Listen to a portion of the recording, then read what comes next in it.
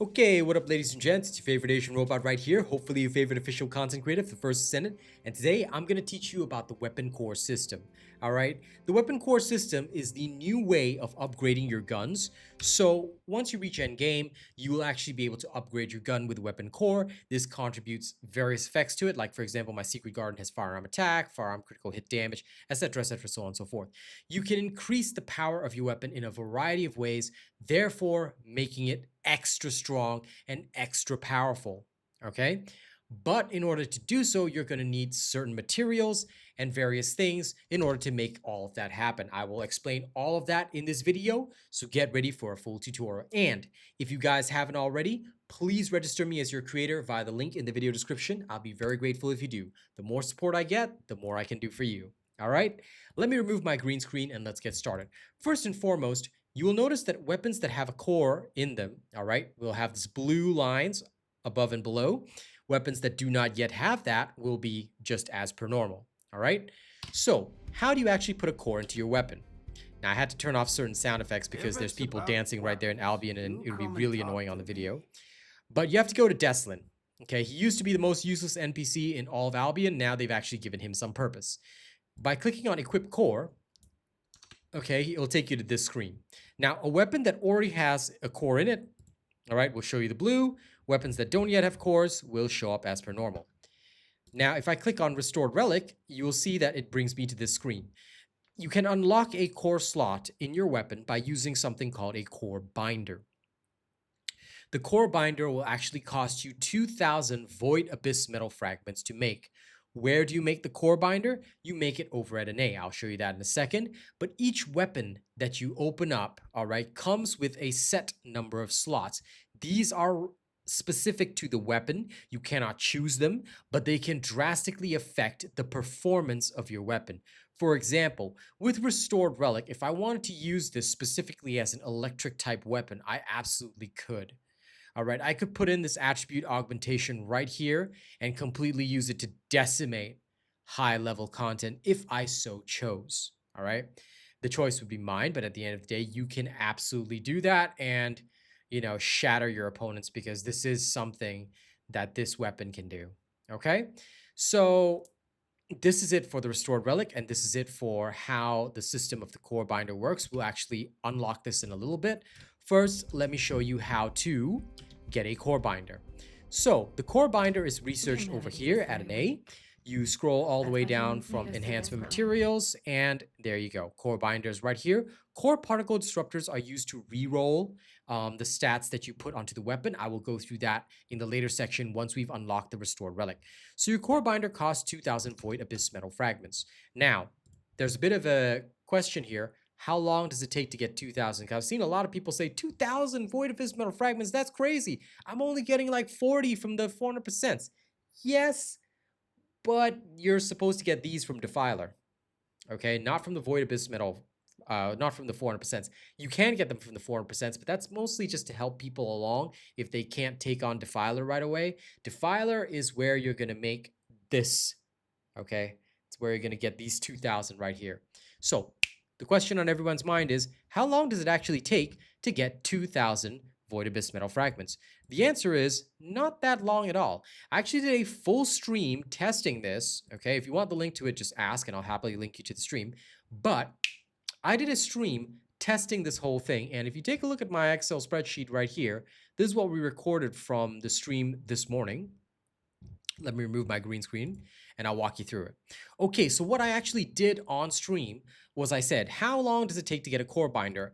This is the number of runs that I did. I did about 34 runs in total to get 2,032 void metal fragments. Okay, that's my cumulative total. I started with 0. It didn't really matter how many I had, but I started with 0 and counted up all the way.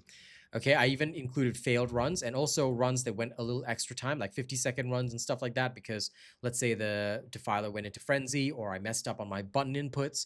I recorded all of that and I totaled it up. Okay, so most runs I was getting between 50 to 70. There doesn't seem to be a clear pattern with this. Some people tried to determine a pattern, but there is no pattern. It's just between 50 to about 74. I think 74 is the highest, but there are also some 60s, 63, 66.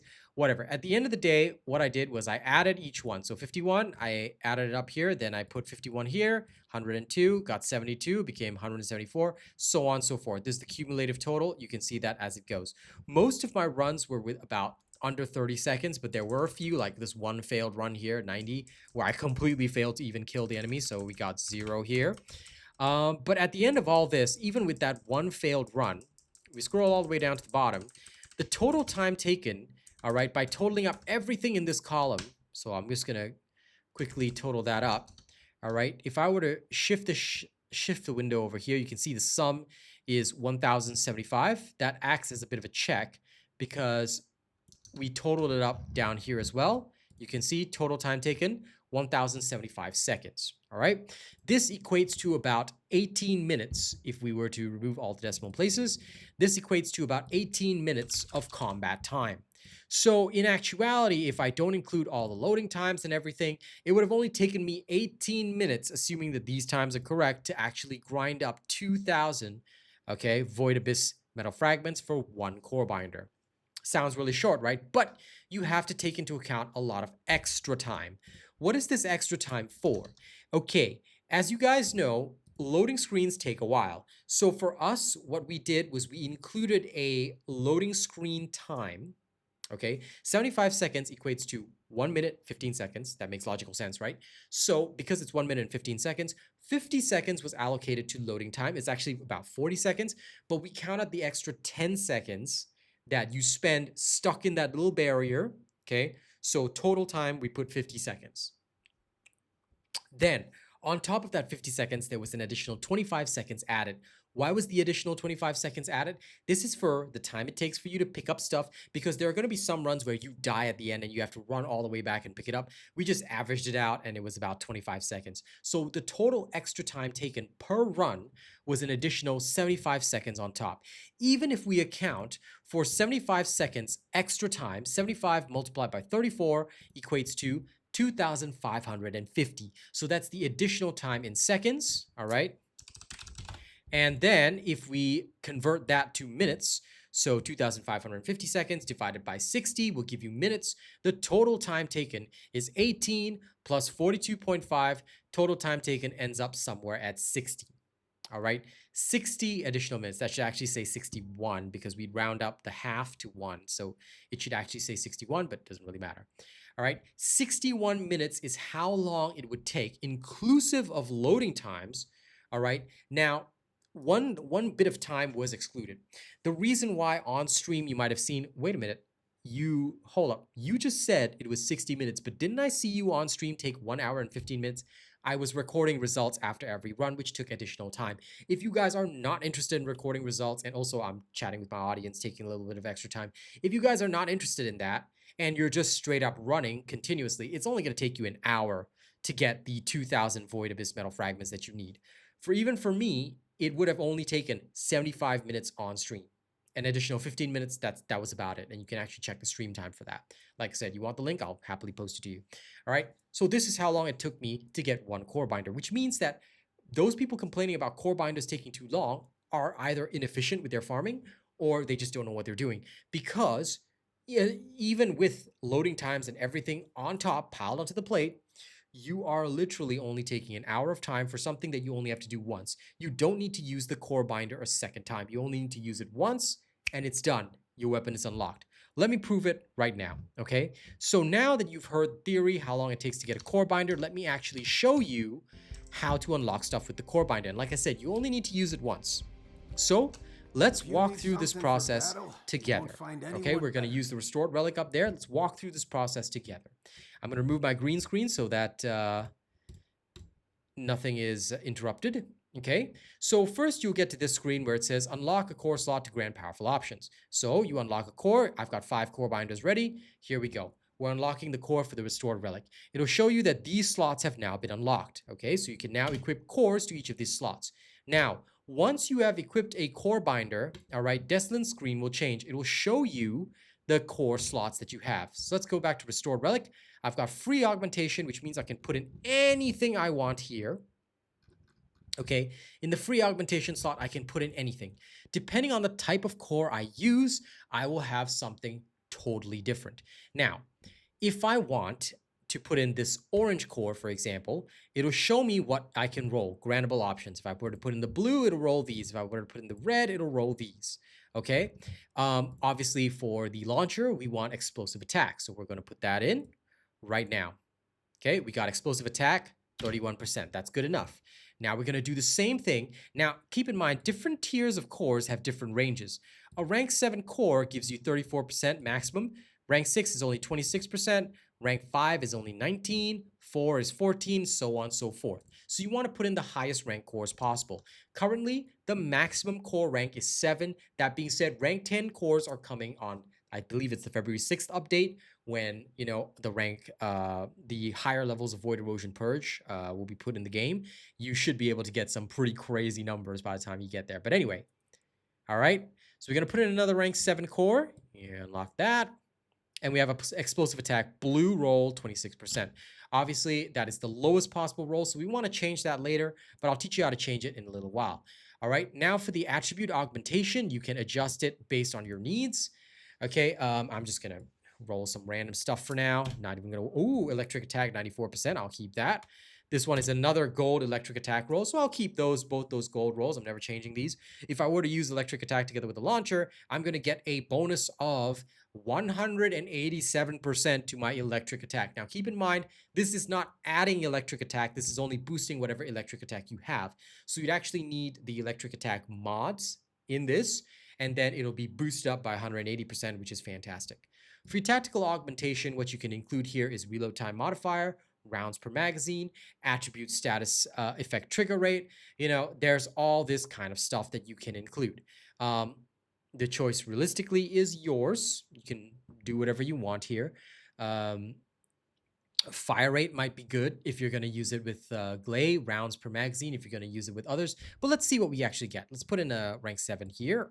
Okay.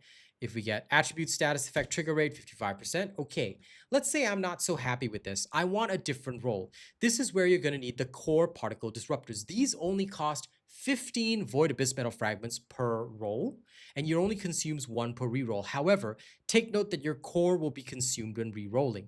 So let's try rerolling this right now. Let's actually see what happens when we reroll. Yeah, here we go. Rerolled. Okay, you can now choose between keeping the previous option or confirming the new option. Let's say I really want fire rate. I will click confirm change options. Okay, done. Now it has been changed to fire rate, rank 7, 10%. That's not a bad roll. All right, let's say I'm not too happy with this explosive attack. I want to re-roll this. Same process. It'll only cost me 1 Core Particle Disruptor. Keep in mind that even if I don't, like, let's say I don't want this roll, I keep my existing option, it will still consume 1 Particle Disruptor and 1 core. So whether you keep or change your option, it's going to consume your materials. But that's how it goes. You just want to keep re-rolling until you get the best possible option. So let's go and try for a explosive attack option right here, because we're not going to use this against Colossi. So let's keep re-rolling and see how long it takes. Ooh, that's 31. Okay, we'll save that. So now we're at 31. Let's try rolling the first one. I like a bit of feng shui, you know, sometimes. Okay, that one's higher now, so that's 32. Let's roll it again. Okay, this is worse, so we're going to keep the existing. All right, get used to the button inputs because you don't want to accidentally override a good option. 33% gold roll right there. Okay, we'll keep that one, and then we're happy with that. So let's say I'm satisfied now. I don't want to roll anymore. Okay, that's it. So then this is permanent. This is literally permanent on your weapon. You don't need to think about it anymore. Ladies and gents, that's the weapon core system. Now you understand, once you unlock it, you just have to unlock it once. You can re-roll your stats. You can put in whatever stats in accordance with the slots and then re-roll it as many times as you want. Once you're satisfied, that's it. This is a permanent bonus. So now this rocket launcher of mine has an additional 65% explosive attack. If I were to put electric attack modules on this thing, it would turn out into a beast with like 180% bonuses. It's got bonuses against everything out the wazoo. And keep in mind that these core rolls are separate from your weapon options. So your weapon options, you can keep re-rolling them as many times as you want until you get all the ideal options. It's really up to you. Okay, so you can absolutely decimate whoever you want, whenever you want, wherever you want. You will wreck their face. Okay, that's just me being very upfront and honest with you. You will wreck their face because that's how badass you can make your weapons now. Same thing goes for every weapon, but keep in mind that different weapons have different slots. So not every weapon is going to be super OP. Some weapons will, you know, underperform a little bit depending on the type of slots they have. So the weapon core system is likely to shake up all these different weapon builds. I will definitely be working on it once the rank 10 cores come out, because there's no point in me doing a build video for you now. I mean, I am going to still work on some stuff in between because there's a long time until the update, but I'll work on some stuff in between. But the main bulk of the work is going to come after the rank 10 cores come out, and then we're going to seriously get into some gunplay there. All right, so look forward to all of that. Thank you for watching this video. I hope this teaches you all about weapon cores. All right, if you got any questions, leave a comment, ask away, and I'll be happy to answer whenever I can. Okay, thank you very much for watching this video. Don't forget to like, share, and subscribe. Don't forget to register me as your content creator if you haven't already. And last but not least, let's thank all of January's top supporters. Top tipper is CG Mayhem. Top tipper list includes Bravo7910. Top super chatter is Lawbreaker. Top super chatter list includes D. Russ, Phil the Mega Pint, George Tishon, Chanel Name, Sir Tommy, Per Crab, BVS. And top channel membership gifter is Arcane Silver 300 with 55 gifted memberships. Top channel membership gifter list includes D. Russ, Jody Wilkins, and Chris Campbell. Thank you guys so much, and I'll see you on the next one. Don't do anything weird while I'm gone, okay? I'm counting on you.